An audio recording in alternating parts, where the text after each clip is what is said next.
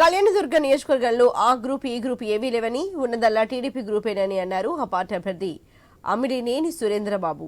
అనూహ్యంగా టికెట్ దక్కించుకున్న ఆయన ప్రస్తుతం నియోజకవర్గంలో బలమైన పునాదులు వేసే ప్రయత్నం చేస్తున్నారు.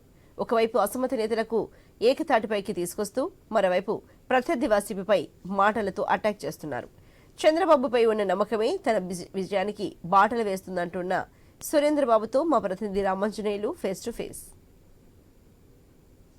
దుర్గం నియోజకవర్గంలో 6 ఏళ్ల పాటు సాగుతున్న విభేదాలకు అలిమినేని సురేంద్రబాబు రూపంలో టీడీపీ తెలుగుదేశం పార్టీ ఓ పరిష్కారాన్ని చూపింది. క్లీన్ చిట్ గా ఉన్న సురేంద్రబాబుని కళ్యాణదుర్గం రంగంలోకి దింపి ఇక్కడ సమస్యలను పరిష్కరిస్తూ కార్యకర్తలను సమన్వయం చేసుకుంటూ మరో పక్కన ప్రత్యర్థిని ధీటుగా ఎదుర్కొంటూ ప్రస్తుతం ప్రచారంలో దూసుకుపోతున్నారు. ప్రస్తుతం సురేంద్రబాబు మనతో పాటు ఉన్నారు. సార్ చెప్పండి, అనేక సమస్యలు వర్గాలు విభేదాలు ఉన్న చోటికి పార్టీ మిమ్మల్ని పంపించింది, ఎలా ఉంది?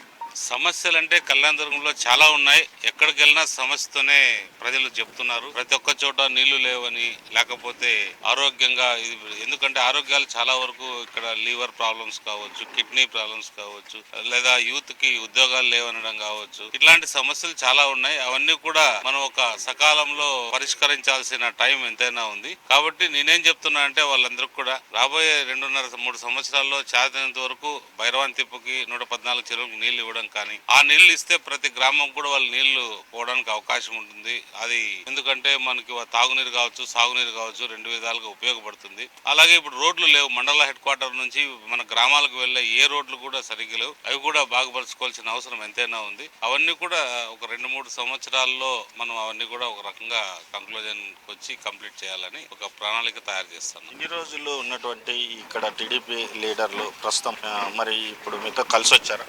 95% అందరూ క్యాడర్ అంతా వచ్చేసారు. 95-99% వచ్చేసారు. కొంతమంది ఇంకా ఒకరిద్దరు ఉంటారు నాయకులు కూడా. వాళ్ళ అధినాయకత్వం చంద్రబాబు నాయుడు గారు వాళ్ళతో ప్రత్యేకంగా మాట్లాడడం జరిగింది. వాళ్ళు కూడా త్వరలో వస్తారని మనం ఆశిస్తున్నాం. ఎందుకంటే అది వాళ్ళ చంద్రబాబు నాయుడు గారు వాళ్ళతో మాట్లాడారు కాబట్టి వాళ్ళు కూడా రావడానికి వస్తారు, వచ్చి పార్టీ కోసం పనిచేస్తారని ఆశిస్తున్నాం.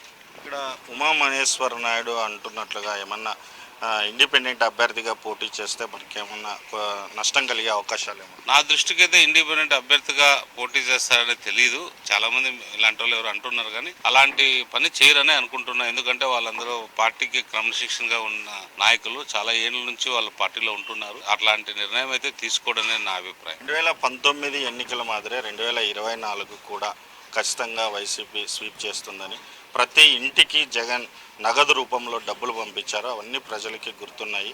మరి ఈసారి కూడా ఖచ్చితంగా ప్రభుత్వం వైసీపీనే వస్తుందని చెప్పేసి ఆ పార్టీ వాళ్ళు ధీమంగా ఉన్నారు. ప్రతి ఇంటికి ఏం డబ్బులు వెళ్ళలేదు, కొంతమందికి వెళ్ళాయి. వాళ్ళ ధీమా అనేది ప్రజలు, నేను పోతాంటే వాళ్ళ స్పందన చూస్తాను. ప్రజల స్పందన చాలా అద్భుతంగా ఉంది. అన్ని రకాలకు కూడా విఫలమైనాడు జగన్ రెడ్డి. ఎందుకంటే ఆయన ఇప్పుడు ఏ రంగంలో చూసుకున్న అభివృద్ధి లేదు. ఒక బటన్ నొక్కుతానడనే అభిప్రాయం ప్రజల్లో ఉంటే అది ఆ బటన్ నొక్కడంలో కూడా ప్రజలందరికీ కూడా పోలేదు. నిన్ననే ఎస్సీ వాళ్ళు ఒక 250 ఫ్యామిలీలు చేరారు. వాళ్ళు చెప్తున్నారు, మా 27 పథకాలు ఏవైతే ఉన్నాయో, మాకు రావాల్సిన లబ్ధి ఉన్నాయో అవన్నీ కూడా రద్దు చేయడం జరిగింది. ఏ ఒక్కటి కూడా ఇవ్వట్లేదు. రైతులకు ఇవ్వాల్సిన ఏదైనా డ్రిప్ ఇరిగేషన్ కావచ్చు, లేకపోతే ఇది తుంపరి సేద్యం కావచ్చు, ఏదైనా కావచ్చు, అవన్నీ ఏ పరికరాలు ఏమి ఇవ్వట్లేదు. ముందు చంద్రబాబు నాయుడు ఉన్నప్పుడు 90% సబ్సిడీతో వచ్చేటివి. అలాంటివన్నీ కూడా ఎక్కడ రైతులకు అందుబాటులో లేవు.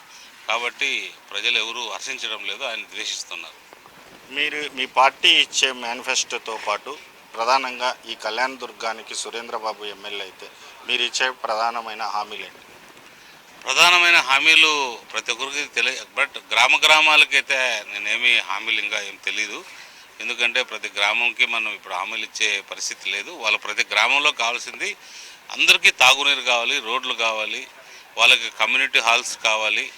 మళ్ళీ పోతే పిల్లలు ఎక్కడ బాగా చదువుకోవడానికి ఒక మంచి స్కూల్స్ కావాలి, ఒక మంచి నర్సింగ్ స్కూల్ కావాలని చాలామంది యువత అమ్మాయిలు అడుగుతున్నారు. అలాంటివి ఏదైతే అవసరం ఉన్నాయో అన్ని చోట్ల ఏర్పాటు చేయడానికి ప్రయత్నం చేస్తాం. ప్రధానంగా జగన్ ఇచ్చినటువంటి హామీల్లో ప్రధానమైన సిపిఎస్ రద్దు కావచ్చు, మద్యపానము, ఇసుక, ఇలాంటి ప్రధానమైన సమస్యలు అన్నీ కూడా ఎట్లనే ఉన్నాయి, వాటికి పరిష్కరించలేదు. మరి దాన్ని మీరు ప్రజలకి ఏ రకంగా తీసుకుంటారు?